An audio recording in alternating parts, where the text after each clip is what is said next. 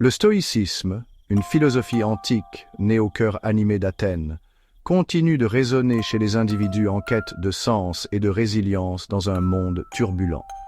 Fondé vers 300 avant Jésus-Christ par Zénon de Kition, le stoïcisme offrait une approche pratique pour naviguer dans les défis inévitables de la vie.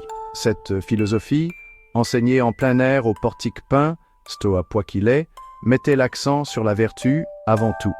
Elle fournissait un cadre pour comprendre notre place dans l'univers et pour vivre en accord avec la nature. Les stoïciens croyaient en un cosmos rationnellement ordonné, gouverné par un logos divin. Ce logos, souvent traduit par raison ou intelligence, imprègne toute chose, nous connectant à la toile complexe de l'existence. Au sein de cet ordre cosmique, les humains possèdent la capacité unique de raisonner. En nous alignant sur cette raison universelle, affirmaient les stoïciens, nous pouvions trouver la vraie liberté et le bonheur. Le stoïcisme, cependant, n'était pas qu'un exercice intellectuel abstrait. C'était une philosophie de l'action, appelant les individus à cultiver la force intérieure et la vertu. Les stoïciens reconnaissaient que la vie est remplie à la fois de joie et de chagrin, de plaisir et de douleur. Le vrai bonheur, selon eux, ne résidait pas dans la poursuite de plaisirs fugaces ou dans l'évitement de la douleur inévitable. Il se trouvait dans une vie vertueuse, en accord avec la raison et la nature. Au cœur du stoïcisme se trouvent trois piliers interconnectés: la vertu, la raison et la nature des choses. La vertu, pour les stoïciens, était le seul bien.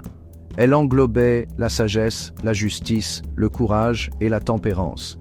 Les quatre vertus cardinales qui servaient de principes directeurs pour une vie bien vécue.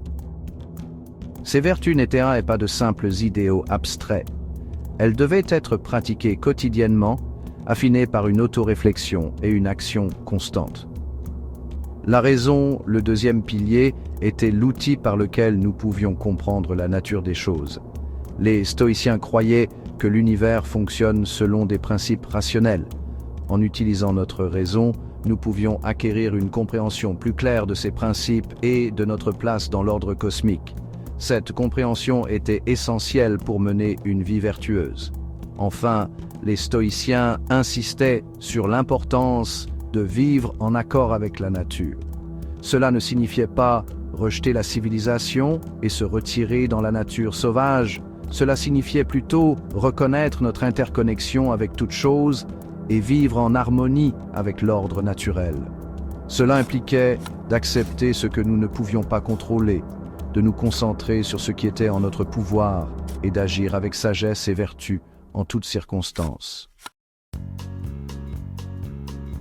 Les quatre vertus cardinales, la sagesse, la justice, le courage et la tempérance, constituaient le fondement de l'éthique stoïcienne. La sagesse, pour les stoïciens, allait au-delà de la simple connaissance. Elle impliquait un jugement sûr, la capacité de discerner le vrai du faux et la prévoyance pour prendre des décisions judicieuses.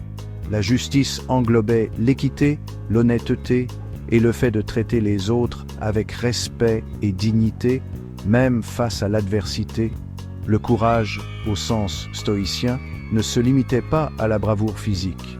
Il s'étendait au courage moral, la volonté de défendre ce qui est juste, même lorsque c'est difficile. Cela signifiait affronter nos peurs et nos défis avec résilience et détermination.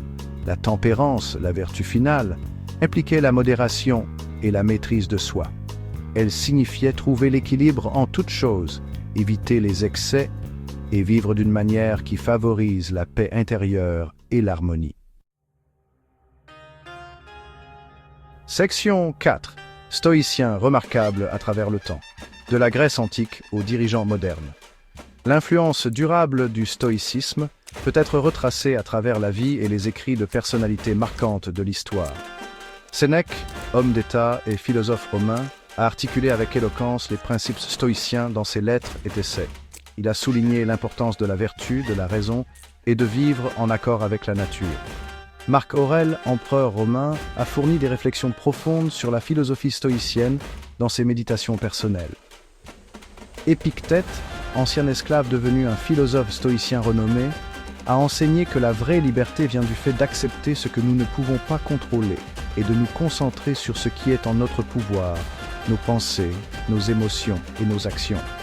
Ces stoïciens de l'Antiquité continuent d'inspirer les lecteurs d'aujourd'hui par leur sagesse intemporelle et leurs conseils pratiques pour mener une vie pleine de sens. 5e section. L'héritage durable du stoïcisme, écho dans la psychologie moderne et le développement personnel. L'influence du stoïcisme s'étend bien au-delà du monde antique, ses principes résonnant dans la psychologie moderne et les pratiques de développement personnel.